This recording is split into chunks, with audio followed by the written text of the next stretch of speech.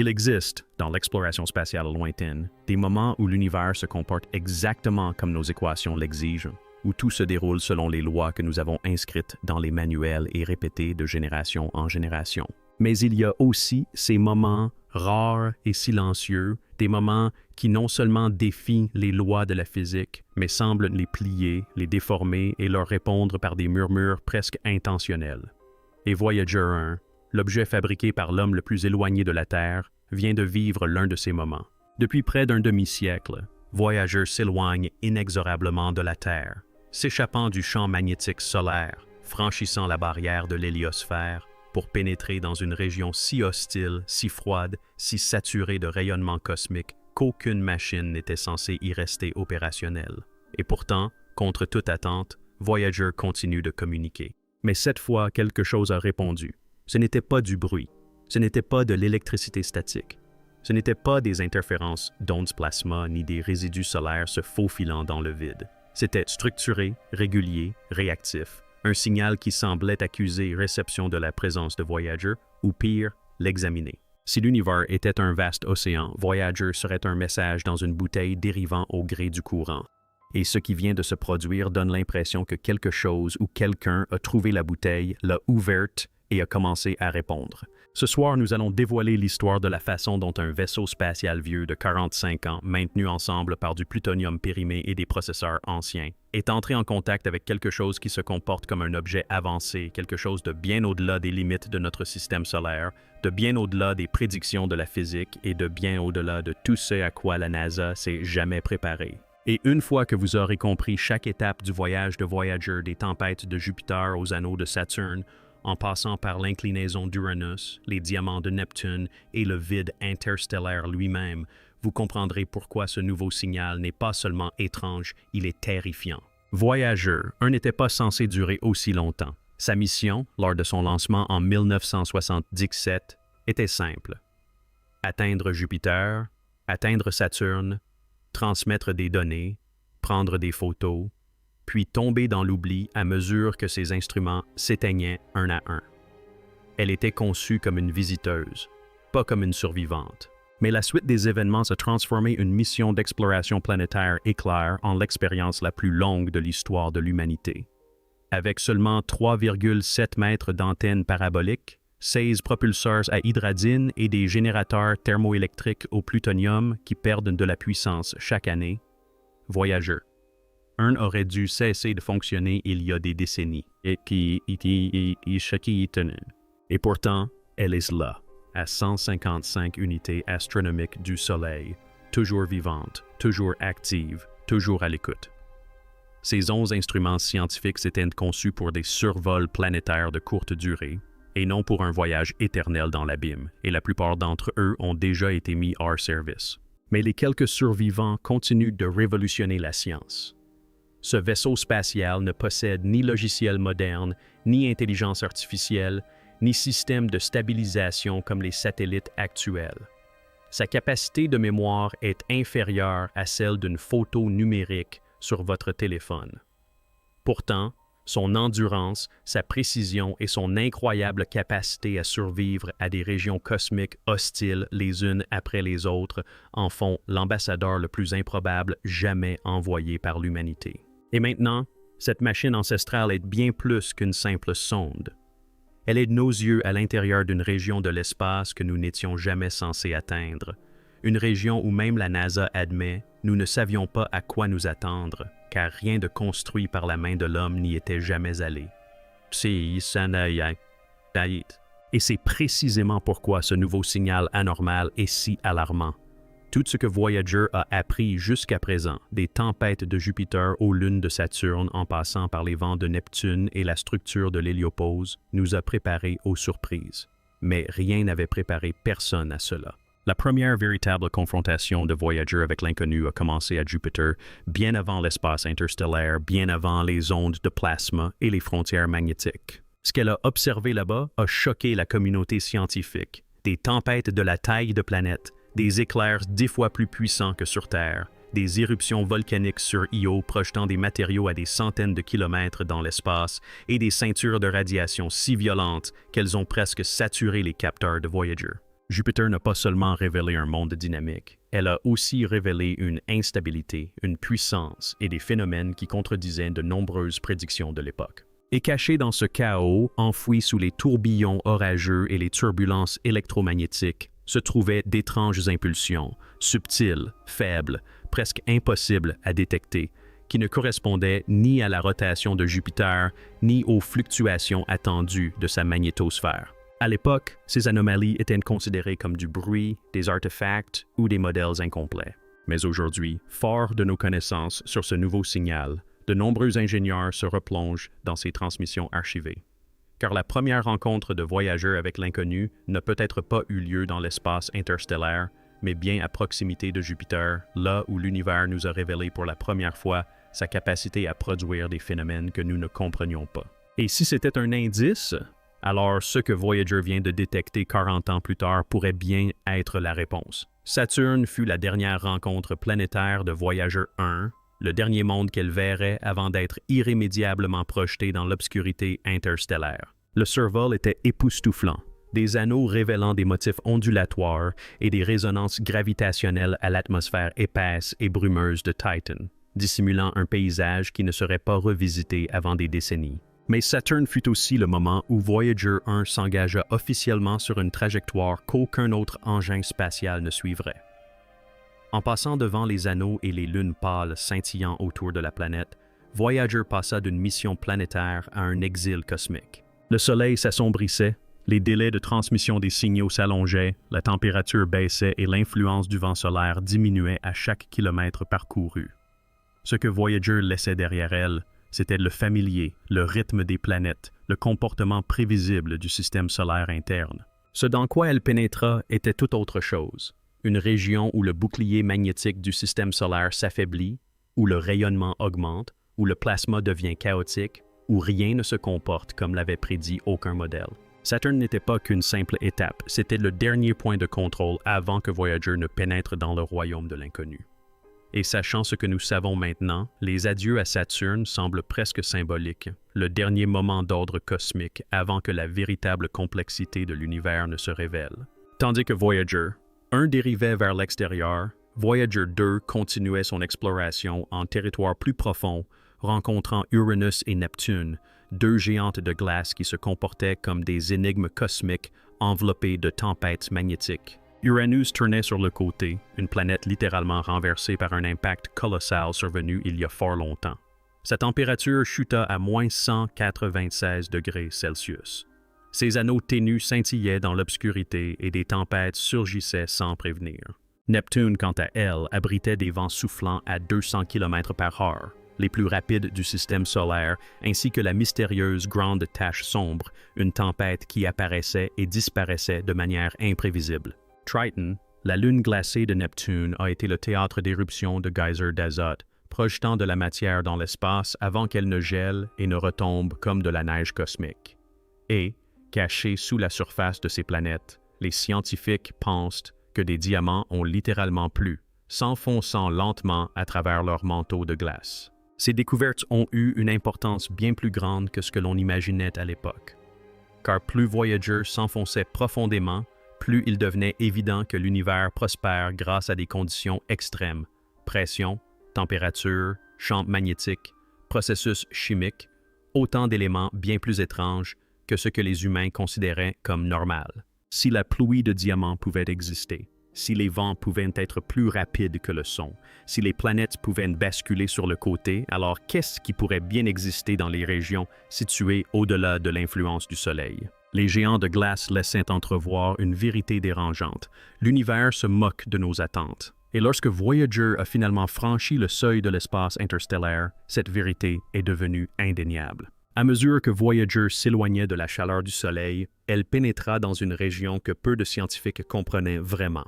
L'héliosphère, une énorme bulle creusée par le vent solaire, une bulle qui agit comme un bouclier protégeant chaque planète, chaque lune, chaque astéroïde et chaque engin fabriqué par l'homme à l'intérieur. Pendant des décennies, des théories ont tenté de prédire sa taille, sa forme et son comportement. Mais Voyager fut la première sonde à la traverser, et ce qu'elle découvrit était bien plus complexe que prévu. L'héliosphère n'était pas une frontière lisse et prévisible. Elle était turbulente, instable, mouvante comme un gigantesque battement de cœur cosmique, influencée par les cycles solaires, les tempêtes solaires et de profondes fluctuations magnétiques. Voyager pouvait sentir le vent solaire s'affaiblir autour d'elle, les particules s'amincissant, ralentissant, finissant par disparaître jusqu'à être remplacées par la matière plus dense et plus étrange du plasma interstellaire. C'est à ce moment que les scientifiques ont réalisé que l'emprise protectrice du Soleil a des limites. L'héliosphère n'est pas une bulle infinie, ni un bouclier parfait, mais une frontière fragile qui s'achève brutalement. Au-delà de cette frontière se trouve une région où le rayonnement cosmique atteint des sommets, où le plasma se comporte de manière imprévisible, où les directions magnétiques s'inversent et se tordent, où rien n'est familier.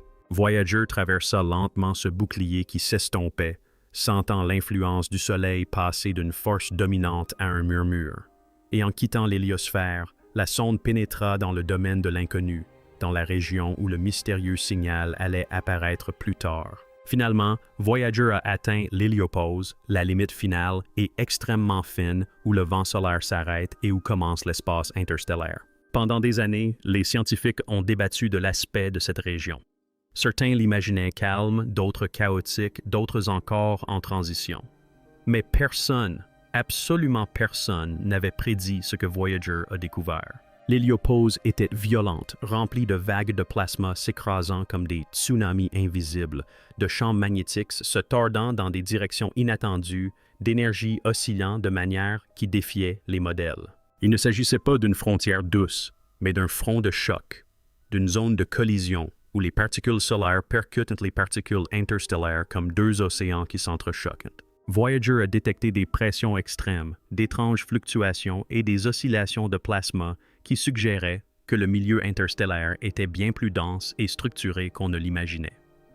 Il est devenu évident que l'héliopause n'était pas une frontière à franchir, mais un seuil. Un point de rencontre entre la physique familière du système solaire et la physique extraterrestre qui s'étend au-delà. Et lorsque Voyager a pénétré dans l'espace interstellaire, ses instruments n'ont pas enregistré de calme ni de stabilité. Ils ont enregistré quelque chose qui ressemblait presque à une communication. Des pulsations rythmiques, des oscillations organisées, des motifs répétitifs. Au départ, la NASA supposait qu'ils étaient naturels. Aujourd'hui, après le nouveau signal, ces hypothèses sont remises en question pour la première fois. Une fois l'héliopause franchie, Voyager pénétra dans l'espace interstellaire, un lieu si hostile et si différent de l'environnement solaire que chaque instrument à bord dut s'adapter à une nouvelle réalité. Le champ magnétique du Soleil s'estompa. Le rayonnement s'intensifia. Les rayons cosmiques arrivaient en flux incessant, chaque particule étant un fragment d'explosions lointaines, d'étoiles mortes, de soleils en effondrement, de restes d'anciennes supernovas voyageant à travers l'espace à des énergies terrifiantes. Le plasma interstellaire se mouvait comme un océan invisible, dense et froid, oscillant sous l'effet de forces magnétiques que les capteurs de Voyager percevaient à peine. Cette région n'était pas vide. Elle était riche en structures, en courants, en ondes de pression et en turbulences, en fluctuations massives qui semblaient presque vivantes. Pour la première fois, l'humanité recevait des données en temps réel provenant de l'extérieur du système solaire. Et ce que Voyager a transmis a stupéfié les scientifiques. L'espace interstellaire était plus bruyant, plus énergétique et plus organisé que quiconque ne l'avait jamais imaginé. Les ondes de plasma formaient des harmoniques naturelles, oscillant à des fréquences qui changeaient avec une régularité étrange. Les champs magnétiques se modifiaient comme s'ils réagissaient à quelque chose d'invisible. Les rayons cosmiques sont arrivés selon des schémas complexes, et non de manière aléatoire. Voyager, dérivant dans le vide, est devenu le premier objet fabriqué par l'homme à observer le véritable environnement de l'espace profond. Un lieu où la physique est plus rude, plus étrange et plus extrême que n'importe quelle simulation jamais imaginée. L'instrument à ondes de plasma de Voyager, vestige des techniques d'ingénierie des années 1970, est devenu la clé de la compréhension du milieu interstellaire et la clé de la détection des anomalies. Les ondes de plasma ne sont pas des sons au sens traditionnel du terme, mais leur fréquence peut être convertie en tonalité audible, créant ainsi d'étranges enregistrements spatiaux que la NASA diffuse parfois au public. Mais ce que les scientifiques n'ont pas divulgué, ce sont les étranges harmoniques que Voyager a détectées à certains intervalles. Des harmoniques qui suggéraient des schémas bien plus complexes qu'une simple turbulence aléatoire. Les ondes de plasma oscillaient à intervalles réguliers, formant des structures qui se répétaient pendant des mois, voire des années. Elles changeaient brusquement, comme si elles réagissaient à quelque chose d'extérieur, de vaste, d'énergétique, d'organisé. À l'époque, la NASA avait décrit avec prudence ces anomalies comme un comportement inattendu du plasma. Mais aujourd'hui, fort de ce nouveau signal, nombreux sont ceux qui soupçonnent que ces motifs harmoniques n'étaient pas de simples ondes. Il s'agissait de précurseurs, d'indices précoces de l'existence d'un objet massif ou évolué à proximité de voyageurs, un objet que tous les modèles astrophysiques ne prennent pas en compte. Le plasma ne se contentait pas de réagir, il répondait. Et cette réponse allait s'amplifier au fil des années. Des années après le début de son voyage interstellaire, Voyager a détecté une faible vibration constante, un bourdonnement à très basse fréquence qui semblait emplir l'espace interstellaire. Cela ne provenait pas du vaisseau spatial, cela ne provenait pas du Soleil, cela ne provenait pas des étoiles proches ni d'interférences radio. C'était la résonance de fond de la galaxie elle-même, la Voie lactée chantant en silence. La NASA pensait que ce bourdonnement serait régulier et constant, mais Voyager a perçu tout autre chose. Le bourdonnement fluctuait, tantôt montant, tantôt descendant, tantôt changeant rapidement, comme influencé par un objet massif se déplaçant dans le milieu interstellaire. Ces fluctuations étaient subtiles, mais indéniables. Elles sont apparues en l'absence de tempêtes solaires, d'événements cosmiques connus et sans explication plausible. Et maintenant, rétrospectivement, elles semblent coïncider avec les périodes précédant le nouveau signal anormal. Ce bourdonnement n'était peut-être pas un simple bruit de fond. Il s'agissait peut-être du premier signe que Voyager n'était pas seul dans l'espace. Les propulseurs à hydrazine de Voyager se sont lentement dégradés pendant des décennies, et pourtant ils sont restés fonctionnels bien plus longtemps que prévu. Mais ensuite, des années après l'entrée dans l'espace interstellaire, quelque chose d'étrange se produisit. Les propulseurs commencèrent à se comporter de manière inattendue, leur synchronisation se décalant légèrement, leur réponse aux commandes présentant des retards qui ne correspondaient à aucune explication mécanique. Les ingénieurs de la NASA ont attribué cela au vieillissement du matériel, à la chute de pression ou à des défauts de câblage. Mais l'anomalie est devenue plus étrange encore lorsque les propulseurs se corrigeaient spontanément sans intervention, réalignant l'antenne de Voyager vers la Terre avec une précision qu'aucun système défectueux ne devrait atteindre. Si la sonde avait dérivé ou tournoyé, elle aurait perdu définitivement toute communication stable. Or, Voyager n'a pas dérivé. Elle est restée en contact avec la Terre avec une fiabilité accrue. Quelque chose la stabilisait, un élément extérieur, quelque chose interagissant avec sa position ou son champ magnétique. Les ingénieurs ont d'abord écarté cette coïncidence jusqu'à ce que le nouveau signal les oblige à tout reconsidérer. À l'approche du 40e anniversaire de sa mission, Voyager a enregistré des distorsions du champ magnétique qui ont déconcerté les scientifiques. Ces distorsions ont persisté pendant des semaines. Elles apparaissaient soudainement et disparaissaient tout aussi soudainement. Elles ne correspondaient à aucune tempête solaire, aucun choc interstellaire ni aucun rayon cosmique. Il s'agissait de changements d'orientation magnétique presque artificiels, lisses et monotones, comme si le vaisseau spatial avait traversé un champ magnétique artificiel plutôt qu'un champ naturel. Un scientifique a décrit ce phénomène comme un déplacement dans le sillage d'un objet imposant. Mais à l'époque, personne n'osait employer un langage suggérant la présence d'un objet. Aujourd'hui, ces distorsions paraissent bien moins anodines. Ce nouveau signal indiquant la présence d'un objet complexe amène de nombreux observateurs à penser que Voyager a peut-être surgi à proximité d'un objet doté d'une structure magnétique trop complexe pour être naturel. Un artefact, un vaisseau ou quelque chose fonctionnant dans l'espace lointain avec une empreinte magnétique suffisamment importante pour perturber le plasma environnant. Et puis, c'est arrivé. L'anomalie qui a paralysé le réseau de communication avec l'espace lointain de la NASA. Un signal, non pas de la Terre, non pas de Voyager, mais provenant de la direction de Voyager. Ce n'était pas du bruit. Ce n'était pas une pulsation naturelle. Ce n'était pas une résonance de plasma cosmique. C'était structuré, stratifié, imbriqué, un signal qui suggère une intention, une précision, une répétition. Un signal qui se comportait comme une réponse aux transmissions régulières de Voyager, arrivant en synchronisation avec ses fenêtres de communication. comme si quelque chose là-bas avait appris le rythme des battements de cœur de notre sonde. Les ingénieurs ont effectué des diagnostics pendant des jours. Ils ont vérifié toutes les antennes de la planète, toutes les sources d'interférences possibles, chaque logiciel, chaque artefact radio. Rien n'expliquait le phénomène. Le signal provenait des profondeurs de l'espace, de la région occupée par Voyager, d'un phénomène qui ne correspond à aucun phénomène astrophysique connu. Voyager n'était plus seul. La NASA a tenté de reproduire le signal. Elle a envoyé des commandes, augmenté la puissance d'émission, modifié les fréquences et testé différents schémas de modulation. Rien n'y a fait. Le signal n'est réapparu que lorsque Voyager a repris son cycle de transmission normal, comme si l'objet inconnu avait perçu la différence entre l'expérience et le fonctionnement normal. Cela terrifia l'équipe de la mission car cela suggérait que quelque chose observait le comportement de Voyager, répondant non pas aux commandes envoyées par la NASA, mais au rythme régulier et constant de Voyager. C'était comme si les transmissions régulières de Voyager agissaient comme une poignée de main, un signal stable, un schéma prévisible auquel l'objet inconnu choisissait de répondre.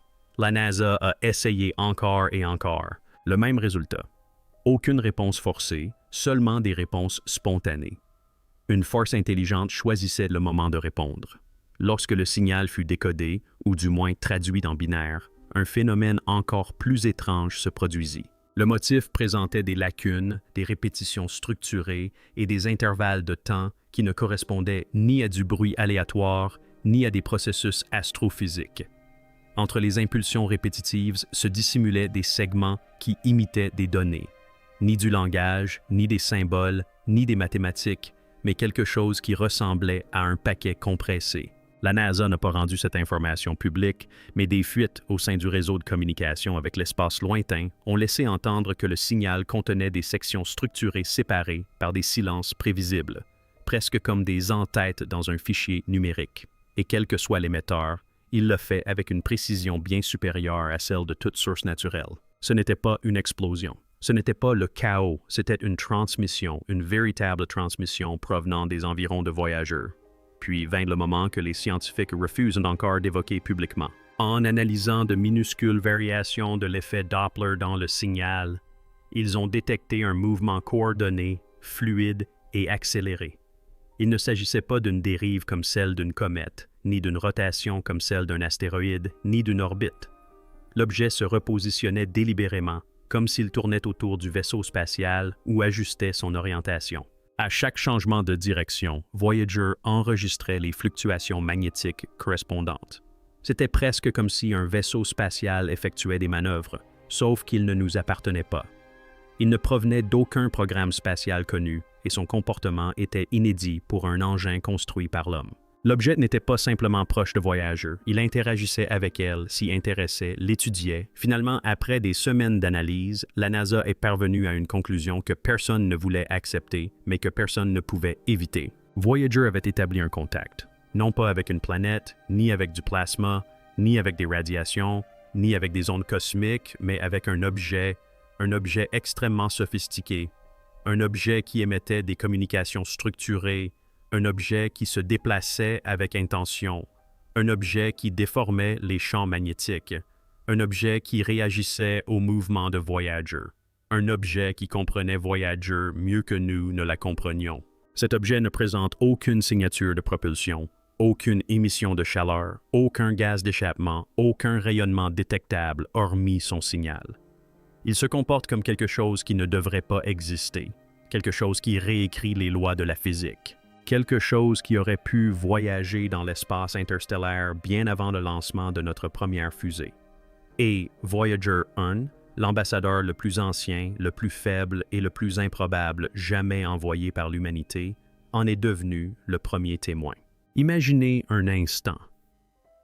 Un vaisseau spatial construit avec la technologie des années 1970, transportant un disque, une aiguille, une poignée de données et un cœur en plutonium battant, vient de devenir le premier ambassadeur d'une conversation à laquelle nous n'étions absolument pas préparés. Cet objet, quel qu'il soit, a démontré une compréhension du temps, une conscience des transmissions de Voyager, une capacité à produire une communication structurée et une maîtrise du mouvement dans un environnement où aucune construction humaine n'avait encore été testée. Il n'a répondu que lorsqu'il l'a voulu. Elle ne bougeait que lorsqu'elle le voulait. Elle restait silencieuse pendant les expériences et ne se manifestait que lorsque Voyager se comportait de manière cohérente, comme si elle analysait non pas le contenu des transmissions, mais le rythme même de l'existence du vaisseau. Ce n'est pas aléatoire, ce n'est pas naturel, c'est de l'interaction. Si cette histoire vous a autant bouleversé que l'équipe de la mission de la NASA, ne partez pas sans rien dire. Abonnez-vous, car chaque nouvelle information concernant cette enquête pourrait redéfinir notre place dans le cosmos. Aimez cette vidéo pour que davantage de personnes prennent conscience de ce qui vient de se passer. Et dans les commentaires, dites-moi, pensez-vous que cet objet soit une relique, un vestige ou le premier membre d'une civilisation que nous venons tout juste de rencontrer?